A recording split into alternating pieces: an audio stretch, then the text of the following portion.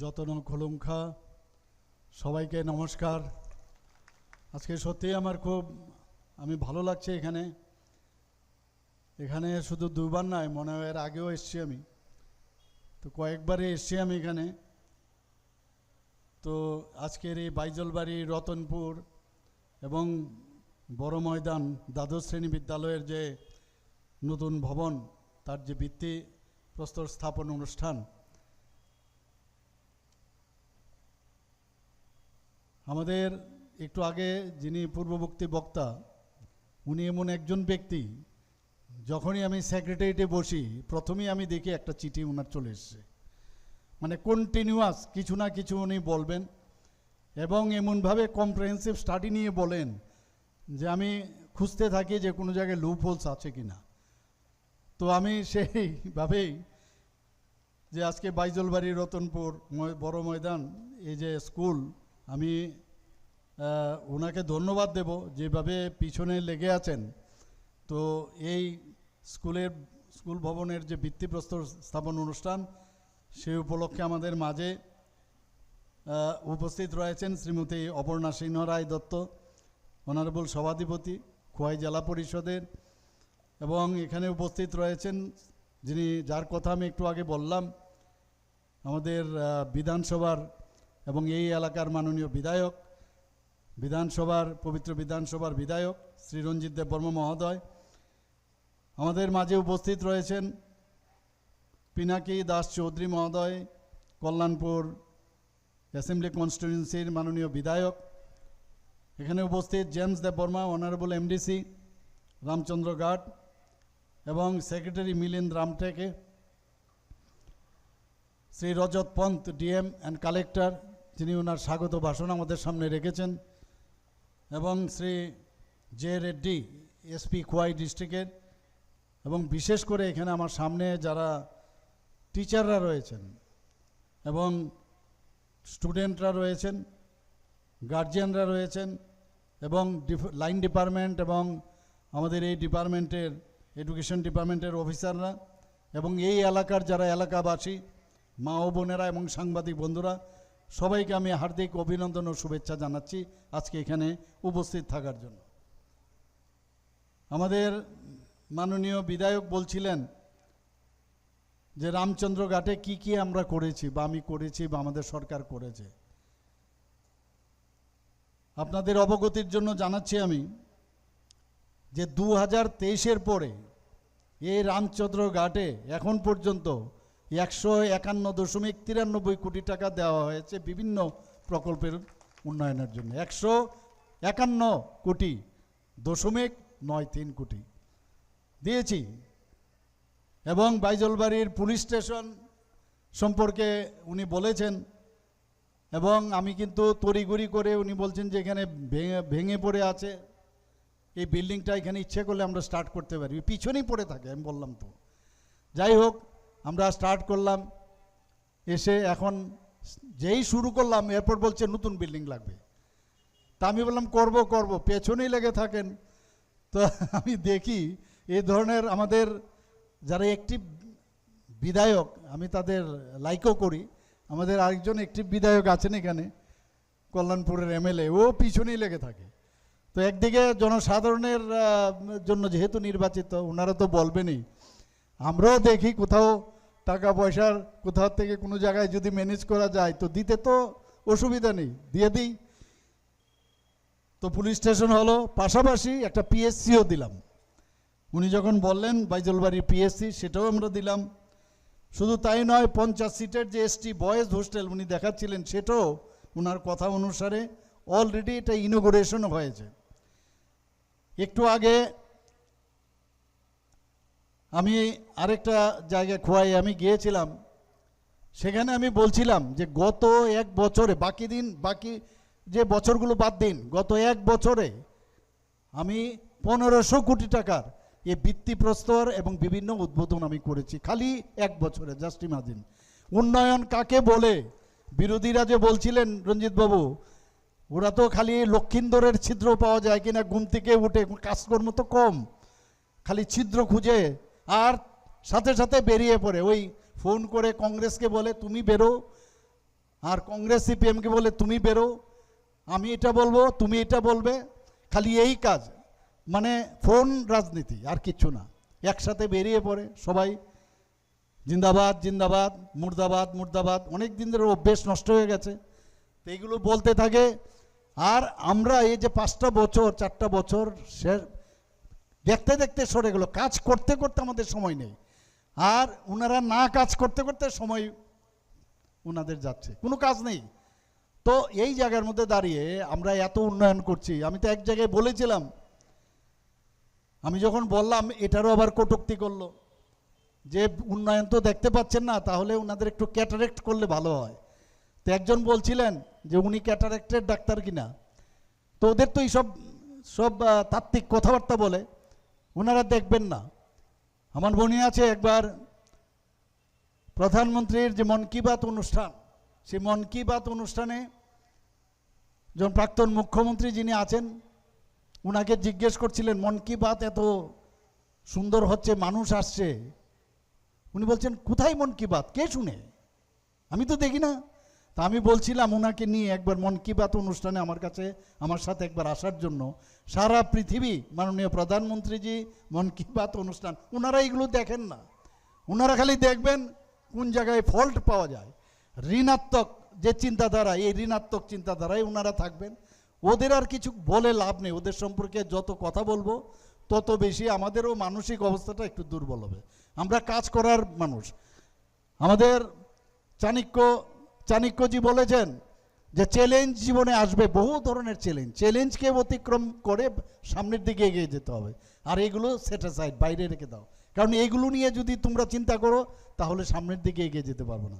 তো কাজেই এই জায়গার মধ্যে আমার মনে হয় আজকে এখানে একটু আগে আমরা এই বছরে 1500 কোটি টাকা তো এর মধ্যে করলামই, বিভিন্ন উদ্ঘাটন, ভিত্তিপ্রস্তর, আর এই বছর 227 কোটি টাকার উপরে অলরেডি সেইভাবে ভিত্তিপ্রস্তর আমরা করেছি, উদ্বোধন করেছি। আর আজকে একটু আগে খোয়াইয়ে 8,09,13,000 কোটি টাকা খোয়াইয়ে উদ্বোধন এবং ভিত্তিপ্রস্তর করেছি। বন্ধুগণ, এখানে আজকে 3টা যে প্রকল্প, এর মধ্যে কত 25,58,00,000 টাকার সেই ভিত্তিপ্রস্তর আজকে আমরা এখানে করলাম। সময় কোথায়, কাজ করতে করতে করে, মানে আমরা সারাক্ষণ ধরে কাজ করি আমরা বন্ধুগণ। তো সেই জায়গায় আজকে এর মধ্যেই একটা আত্মতৃপ্তি পাওয়া যায়, মানুষের জন্য কাজ করব না, কাদের জন্য কাজ করব। এবং সেইভাবে আমাদের নতুন প্রজন্ম সেগুলো দেখছে কারা কাজ করে, কারণ নতুন প্রজন্মের ওরা দেখেনি, ওদের যে 35 বছরের যে রাজত্ব ওরা দেখেনি। ওরা ভাবছে যে এখনই বুঝি, এইভাবেই বুঝি বিজেপি গভর্নমেন্ট, বিজেপি নেতৃত্বাধীন সরকার তাদেরকে দেখেছে, আজকে এর আগে তো দেখেনি। কাজে ওরা ভুলে যায় বা জানেও না তাদের ইতিহাস। কাজে তাদের ইতিহাস খুন, সন্ত্রাস, অগ্নিসংযোগ এবং ধর্ষণ, এদের এইগুলো ছিল। স্কুল কলেজে আমাদের 70 দশকে আমার মনে আছে স্কুলে যাব, সেই স্কুলের মধ্যে আজকে বোমা পড়বে কিনা লেখা থাকতো, যে চীনের চেয়ারম্যান আমাদের চেয়ারম্যান, এইগুলো লেখা থাকতো। গণফৌজনা না থাকিতে জনগণের আর কিছুই থাকে না, এগুলো লেখা থাকতো। বন্দুকের নল থেকে রাজনৈতিক শক্তির উৎস, কি অবস্থা ছিল। আজকের ছেলে মেয়েরা তো এরকম একটা পরিবেশ পেয়েছে, সুন্দর একটা পরিবেশ পেয়েছে। আমাদের সরকার আসার পর এরকম একটা পরিবেশ দিয়েছি। বাইজল বাড়িতে আসা একটা সাংঘাতিক ব্যবস্থা ছিল একটা, মানুষের ভয়ে আসতে পারতো না। আজকে খোয়াই থেকে আরম্ভ করে সারা ত্রিপুরাতে এত খুন হয়েছে, এত অগ্নিসংযোগ, সেই জায়গায় আজকে একটা শান্তি প্রতিষ্ঠিত হয়েছে। এবং শান্তি প্রতিষ্ঠিত হওয়ার সুবাদে আজকে কিছুদিন আগে দেখেছেন আমরা ইনভেস্টর সামিট করেছিলাম। সেই ইনভেস্টর সামিটে আমরা ভেবেছিলাম 500 জনের মতো লোক আসবে, বিভিন্ন যারা আমাদের বিজনেসম্যানরা আছে, ইন্ডাস্ট্রিয়ালিস্টরা আছে, যারা বিনিয়োগ করতে আসবে। সেখানে দেখা গেল 1200-র মতো ইনভেস্টার্স আমাদের এখানে এসছে। অর্থাৎ কি, ত্রিপুরা সম্পর্কে ওদের ধারণা হয়েছে যে আমি আমার পুঁজি লাগাবো, সেখানে সিকিউর থাকবে, আইন শৃঙ্খলা সেখানে আছে, শান্তি বিরাজ করছে। মানুষ ত্রিপুরা সম্পর্কে এখন জানতে পেরেছে। আগে ত্রিপুরা কোথায়, ও আসামে নাকি, অনেকে বলতো বাংলাদেশে নাকি, এরকম যারা এখানে বাইরে পড়াশোনা করেছে নিশ্চয়ই আপনারা শুনেছেন। এখন কিন্তু ত্রিপুরা কোথায় সে এভরিবডি নোজ। তো সেই জায়গায় দাঁড়িয়ে আমাদের যে আগামী যে প্রজন্ম তাদের জন্য আমাদের ইনফ্রাস্ট্রাকচার আমাদের ডেভেলপ করতে হবে। আমাদের শিক্ষা ছাড়া কোনো অবস্থায় উপায় নেই বন্ধুগণ। যারা এখানে ছোট ছোট ছেলে মেয়েরা আছেন তাদের বলবো, যত বেশি শিক্ষা নেবে তত বেশি পূর্ণতা আসবে। এবং শিক্ষিত হওয়া, দক্ষ হওয়া এবং এমপ্লয়েবিলিটি, খালি যে আমার কাজের মধ্যেও যাতে তার প্রপার দক্ষতা আসে সেই দিকে আমাদের মাননীয় প্রধানমন্ত্রীজি খুব জোর দেন, এবং তাতে করে যে মানব সম্পদ আমাদের তৈরি হয়। মাননীয় প্রধানমন্ত্রীজি গর্ববোধ করেন যে 18 বছর থেকে 35 বছর পর্যন্ত আমাদের যে হিউম্যান রিসার্চ সারা পৃথিবীর মধ্যে সর্বশ্রেষ্ঠ আজকে ভারতবর্ষে। তো এই হিউম্যান রিসোর্সকে যদি প্রপারলি আমরা প্রপার যে মূল আমাদের ভারতবর্ষের যে পরম্পরা, তার যে ইতিহাস, তার যে শিক্ষা দীক্ষা, সেইগুলোকে সামনে রেখে মডার্নাইজেশন, নতুন নতুন শিক্ষা সেটাকে অ্যাডপ্ট করা। সেই জন্য আমাদের সরকার বিভিন্নভাবে আজকেও আমরা যে খোয়াই আমি গেছিলাম, সে নতুন নতুন প্রযুক্তি এআই, সেগুলো এআইয়ের মাধ্যমে সেগুলো আমরা সেখানে ব্যবস্থা করেছি। আজকে এতদিন ধরে যে কোনো জিনিস একটা কিছু করতে গেলে তার প্ল্যানিং লাগে। আমাদের শিক্ষানীতি ছিল না এত বছর ধরে, প্রায় 30 বছরের উপরে। সেই 2020 শিক্ষানীতি মাননীয় প্রধানমন্ত্রীজি ন্যাশনাল এডুকেশন পলিসি সেটা তৈরি করেছেন। আর সেই ন্যাশনাল এডুকেশন পলিসিকে মাথায় রেখে আজকে আমরা আমাদের ছেলে মেয়েদের শিক্ষা দেওয়ার চেষ্টা করেছি। আমাদের যে ভবিষ্যৎ প্রজন্মের যারা আছেন তাদের জন্য কোন লাইনে যাবে, আজকে সারা পৃথিবী দেখছে একটা অস্থিরতার পরিবেশ, কিন্তু তারপরে দেখছে না আজকে ভারত যেভাবে চলছে, ভারতের উপর মুঘল সাম্রাজ্যরা এতদিন ধরে রাজত্ব করেছে, ইংরেজরা এসে রাজত্ব করেছে, তার আগেও অনেক। তো সেই জায়গায় দাঁড়িয়ে ভারতের সভ্যতা, ভারতের ইতিহাস কিন্তু মুছে যায়নি। আজকে গ্রিসের ইতিহাস আজকে মিউজিয়ামে চলে গেছে, বহু জায়গার বহু ইতিহাস মিউজিয়ামে, ইজিপ্টের ইতিহাস আজকে নেই, সেখানে চলে গেছে মিউজিয়ামে। কিন্তু ভারতের উপরে এত অত্যাচার হওয়া সত্ত্বেও ভারতের ইতিহাস এখনও রয়ে গেছে। নালন্দা বিশ্ববিদ্যালয়, তক্ষশিলা বিশ্ববিদ্যালয় আগে বিদেশ থেকে ভারতবর্ষে আসতো পড়াশোনা করতে, সেইগুলোকে আবার মাননীয় প্রধানমন্ত্রীজি পুনরুদ্ধার করছেন। কারণ ভারতকে কেউ ধ্বংস করতে পারবে না বন্ধুগণ। আজকে এই যে ত্রিপুরা সরকার যে শিক্ষাকে আধুনিক করার এবং প্রযুক্তিকে ব্যবহার করার, আমার মনে হয় the need of the hour, খুব প্রয়োজন। খালি শিক্ষিত হলে হবে না, নৈতিকতার দিক দিয়েও এক একজন স্টুডেন্ট, আমি এক এক সময় যখনই কোনো ক্রাইসিস পিরিয়ড দাঁড়ায়, আমি ওই স্টুডেন্টগুলোকে আমি খুঁজতে আমি পাই না। কিন্তু কারণ আমরা জানি যে অনেক সময় কি হয়, নেগেটিভ যে বিষয়গুলো সেই দিকে আমরা কিন্তু আকৃষ্ট হই। এটা হিউম্যান বিং। আমিও যখন ছোট ছিলাম, আমরা যখন ইয়ং ছিলাম, তখনও কিন্তু এই জিনিসটা তো যে একটা নেগেটিভের দিকে যাওয়া। কিন্তু এই যে শিক্ষা দেওয়া যে তোমার নৈতিকতা, তোমার ভারতবর্ষের যারা লিজেন্ড ব্যক্তি কি বলে গেছে তাদের কথা শুনে আমি নিজেকে ঠিক রাখা, আমার আগামী দিনের, আমি আমার পরিবারের গর্ব, আমি আমার সমাজের গর্ব, আমি রাজ্যের গর্ব, আমি দেশের গর্ব। যখন এক এক সময় দেখি শুধু পড়াশুনো নয়, আজকে খেলাধুলার জগতও আমরা দেখি যখন ত্রিপুরার কোনো ছেলে মেয়ে ভালো পারফরমেন্স করে, আজকে সেখানে ডান্সেই হোক, সাংস্কৃতিক দিক দিয়ে হোক, আমাদের নিজেদেরও গর্ববোধ হয়। আমরা সেই রকম একটা নতুন ত্রিপুরা আমরা দিতে চাই। আমরা ইনফ্রাস্ট্রাকচার, ঠিক আছে, এখানে 3টা আজকে স্কুল আমরা করলাম, বিভিন্ন ইনফ্রাস্ট্রাকচার, কিন্তু আমি হিউম্যান বিইং হিসাবে আমরা নৈতিকতার যে এক্সট্রিম পর্যায়ে নিজেকে তৈরি করা, আমি অন্যদিকে যাব না। আজকে দেখা যায় বহু জায়গার মধ্যে ড্রাগ এডিকশন, কে দিয়েছে এই ড্রাগ এডিকশনের যে বিষয়, সেগুলো কোথার থেকে আসছে? একটা ইন্টারন্যাশনাল একটা এখানে মধ্যে একটা চক্রান্ত হচ্ছে যে ত্রিপুরার বা ভারতবর্ষের যারা ইয়াং সমাজ আছে তাদেরকে ধ্বংস করতে হবে। একটা জেনারেশন টু জেনারেশন নষ্ট হয়ে গেছে। আমরা চেষ্টা করছি, প্রচুর পরিশ্রম করছি যাতে ড্রাগের আমরা ঘোষণা করেছি, আজকে ছোট ছোট ছেলে মেয়েরা এর মধ্যে যুক্ত হয়ে গেছে। তো সেই জায়গার মধ্যে আজকে এটা একটা আন্দোলনের মতো আমরা সবাই মিলে যদি করি, ইনফ্রাস্ট্রাকচার ডেভেলপ করলে হবে না। আমাদের স্কুলের মধ্যেও নিজেরাও আজকে বাল্য বিবাহ, খুব অল্প বয়সে বিবাহ দিয়ে দিচ্ছে ছেলে মেয়েদের, 14 বছরে 13 বছরে বিয়ে দিয়ে দিচ্ছে। তার বিষয়ে আমাদের আলোচনা করতে হবে। আমাদের ছেলে মেয়েরাই, এই প্রজন্মের যারা আছে সবাই, যে না, তার ফিজিওলজিক্যালি তার প্রবলেম, 18 বছর আগে বিয়ে করলে একটা মেয়ের কি অসুবিধা হতে পারে, একটা ছেলের 21 বছরের আগে বিয়ে না। তো এই যে বিষয়গুলো নিয়ে আলোচনা, পাঠ্যপুস্তক তো থাকবে, কিন্তু সিলেবাসের বাইরেও এগুলো নিয়ে আলোচনা করা আমার মনে হয় প্রয়োজন। আজকে জেনজি আমাদের খুব ইম্পর্ট্যান্ট একটা জেনারেশন, নতুন যে চলছে, তাদের মাননীয় প্রধানমন্ত্রীজি পরীক্ষা পে চর্চা আপনারা দেখেছেন কিভাবে স্টুডেন্টদের সাথে কথা বলেন এবং স্টুডেন্টদের থেকে মতামত নেন এবং সেটা ইমপ্লিমেন্টেশন করেন। কারণ আজকে স্টুডেন্টদের মধ্যে, ইয়াং জেনারেশনের মধ্যে তার যে থট প্রসেস অনেক বেশি স্ট্রং। যারা বয়স হয়ে গেছে তাদের মধ্যে সেইভাবে চিন্তা ভাবনা করে না, কারণ দুনিয়ার সাথে কিছুটা হয়তোবা তারা তাদের সময়ের কারণে একটু হারিয়ে গেছে, কিন্তু ইয়াং জেনারেশন থেকে নতুন নতুন ভাবনা চিন্তা সেটা আমরা অ্যাকসেপ্ট করি এবং সেটা মাননীয় প্রধানমন্ত্রীজি যেহেতু করেন আমরাও সেইভাবে কাজ করি। নতুন নতুন বিদ্যালয় ভবন আমরা নির্মাণ করছি, ক্লাস স্মার্ট রুম বানাচ্ছি আমরা, গ্রন্থাগার, এই যে লাইব্রেরি, এই লাইব্রেরি একটা ভেরি ইম্পর্ট্যান্ট। আজকে আমরা যখন ছোট ছিলাম লাইব্রেরিতে আমরা যেতাম, এখন লাইব্রেরিতে খুব কম লোক যায়, কিন্তু তারপরেও বলবো স্বামী বিবেকানন্দজি কি বলছেন যে সারা পৃথিবীর যদি একসাথে লাইব্রেরি তোমরা একসাথে করো, তারপরও তোমার ভিতরে যে লাইব্রেরি আছে সেটা তার সামনে সমস্ত লাইব্রেরি কম পড়বে। অর্থাৎ everything is in you, you are inbuilt, কিন্তু সেটাকে এক্সপ্লোর করার যে বিষয় সেটা কিন্তু আমাদের থাকে না। খালি পড়লাম আর বাড়িতে চলে গেলাম, লাভে লাভ নিজের শারীরিক যে ব্যবস্থা সেটাকে উন্নত করতে হবে, আমরা ফিজিক্যাল ফিটনেস থাকতে হবে, সেটার উপরও আমাদের কেন্দ্রীয় সরকার মাননীয় প্রধানমন্ত্রী যে খেলো ইন্ডিয়ার মাধ্যমে, আমরা খেলো ত্রিপুরার মাধ্যমে আমরা যারা ইয়াং জেনারেশন তাদেরকে ফিট রাখার চেষ্টা করছি। বিভিন্ন জায়গায় স্কুল কলেজে বিভিন্ন জায়গায়ও আমরা প্রায় 13 থেকে 14টার মতো সিনথেটিক ফুটবল মাঠ করেছি, হকি মাঠ করেছি, আমরা সিনথেটিক ট্র্যাক বানিয়েছি।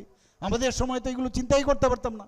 When I was an athlete আমরা তো নিজেদের ওই কোনো রকমে একটা কোদাল দিয়ে কেটে 400 মিটারের ট্র্যাক করে আমরা দৌড়তাম, আর এখন সব সুযোগ সুবিধা আমরা দিচ্ছি।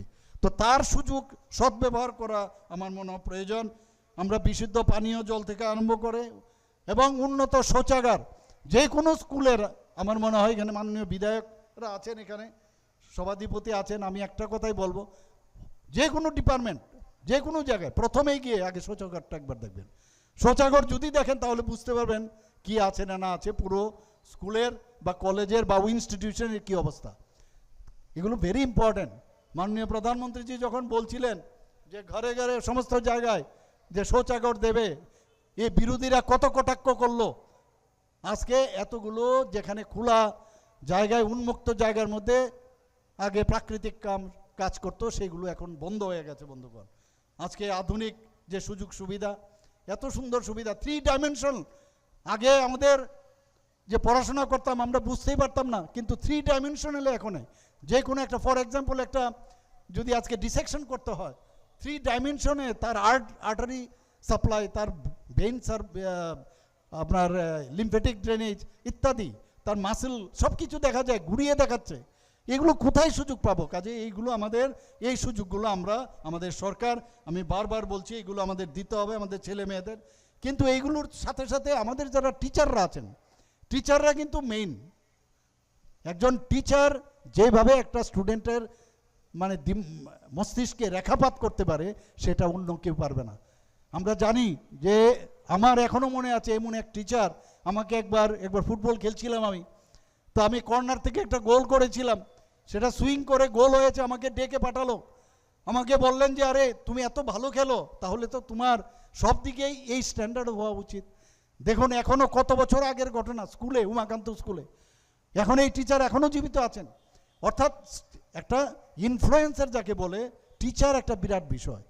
এবং এই টিচাররা যত বেশি নিজেদের আপডেট করবেন, এখন নিজেরা তো ইজিলি এআই ব্যবহার করে নতুন নতুন জিনিস আবিষ্কার করতেই পারেন, নতুন জিনিস জানতে পারেন। কিন্তু আমি বলছি না এআই এর উপর কমপ্লিটলি আপনারা ডিপেন্ডেন্ট থাকবেন, তার সাথে আবার তাকে ক্রস চেক করা বইয়ের সাথে, পাঠ্যবুকের সাথে বা অন্যান্য বইয়ের সাথে, যখন ম্যাগাজিন বা আদার যেসব রিপোর্টেড যে ম্যাগাজিন আছে, জার্নাল আছে, সেগুলোকে করে তারপর ছেলে মেয়েদের যখন আপনারা দিবেন সেটা তাদের কাছে অ্যাকসেপ্টেবল হবে। এবার যেসব রিপোর্টেড যে ম্যাগাজিন আছে, জার্নাল আছে, সেগুলোকে করে তারপর ছেলে মেয়েদের যখন আপনারা দিবেন সেটা তাদের কাছে অ্যাকসেপ্টেবল হবে এবং ভুল শিখবে না, সেটা ভালো জিনিস শিখবে।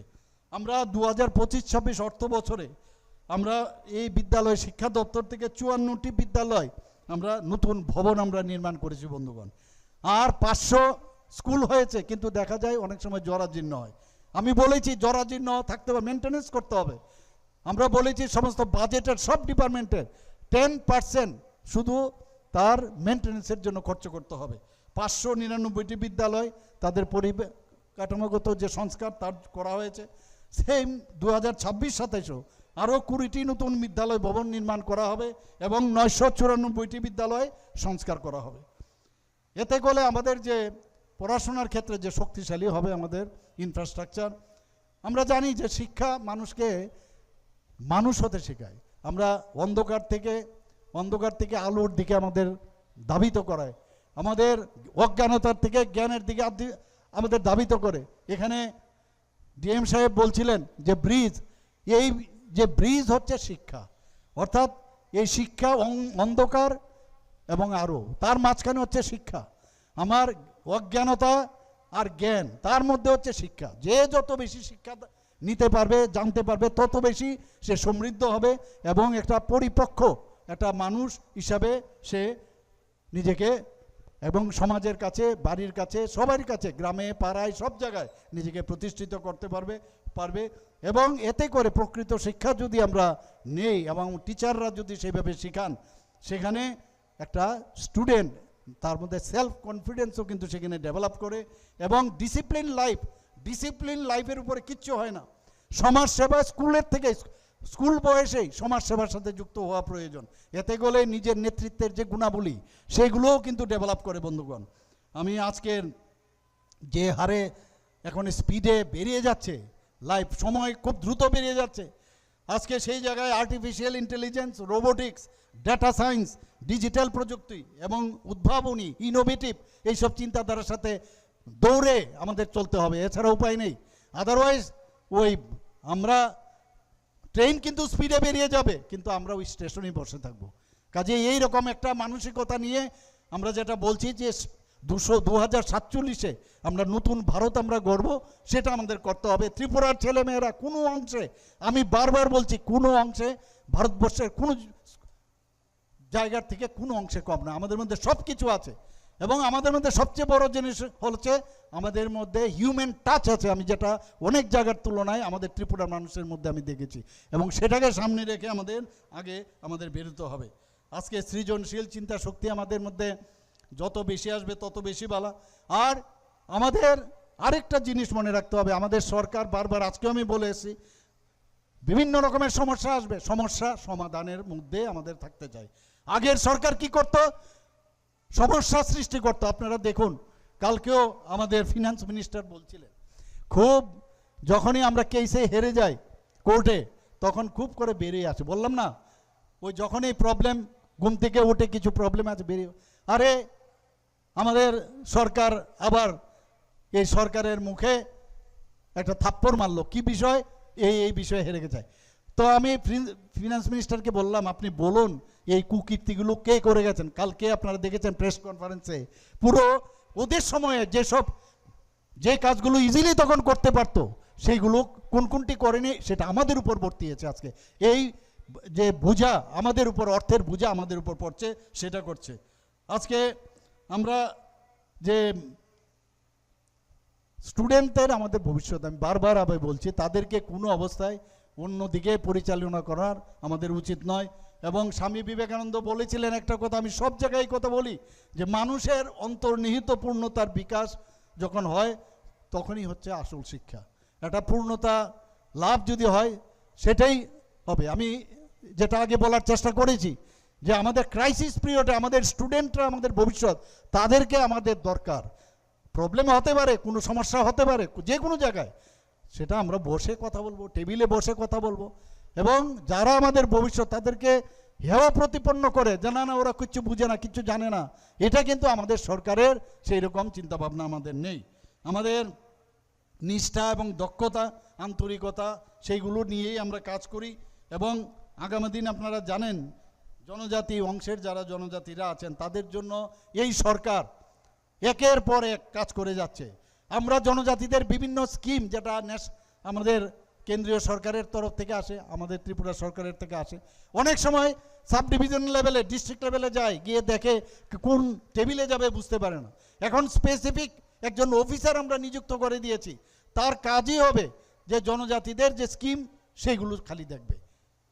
আমাদের যে জনজাতিদের যে বোর্ডিং স্টাইপেন্ড, সেখানে আগে কত, আমাদের সরকারেই 45 টাকা থেকে খুব সম্ভব 80 টাকা করেছে, এবার আমরা 80 টাকা থেকে 100 টাকা করেছি। 2025-26 সালে আমাদের 1,22,000-এরও বেশি জনজাতি শিক্ষার্থী এ বৃত্তি পেয়েছে, বিনা পয়সায় পাঠ্যপুস্তক দেওয়া হয়েছে এবং হোস্টেলে থাকার সুব্যবস্থা করা হয়েছে। অনেক জনজাতিরা আছেন যারা উচ্চ শিক্ষার জন্য যেতে চান, তাদের এককালীন আমরা একটা বড় অ্যামাউন্ট তাদেরকে আমরা দিয়েছি। 100টি যেটি সরকারি জনজাতি হোস্টেল আছে, সেখানে স্মার্ট ক্লাসরুম আমরা করেছি। আমবাসা, কাঞ্চনপুর এবং ককবরকে 3টি আশ্রম স্কুল আমরা চালু করেছি। 2018-19 থেকে এখন পর্যন্ত প্রায় 32টা নতুন হোস্টেল নির্মিত হয়েছে। অনেকে আসে আমার কাছে, ট্রাইবেল লিডাররা আমার কাছে আসেন অনেক সময় যে আমাদের হোস্টেল লাগবে, হোস্টেল লাগবে।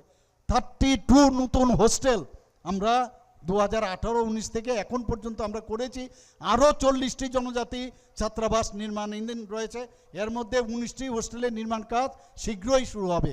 বন্ধুগণ, আমাদের একলব্য মডেল রেসিডেন্সিয়াল স্কুল আপনারা জানেন, EMRS, অলরেডি 51টা এত সুন্দর মানে স্কুল হয়েছে। আমি কয়েকটা জায়গায় আমি নিজেও উদ্বোধন করেছি, সেখানে বাইরের থেকে ফ্যাকাল্টি এসেছে এবং আগামী দিন এতে করে সমৃদ্ধ হয়ে, শিক্ষা দীক্ষায় সমৃদ্ধ হয়ে এবং ভারতীয় তত্ত্ব সেটাকে সামনে রেখে তার পড়াশোনার ব্যবস্থা করা হয়েছে। 21টি EMRS হচ্ছে।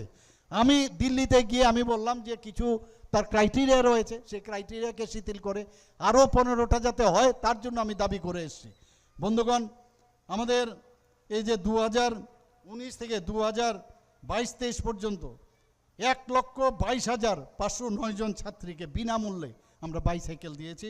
আরও সম্প্রতি 2023-24 এবং 24-25 অর্থ বছরে আরও 41,800টি বাইসাইকেল আমরা দেব।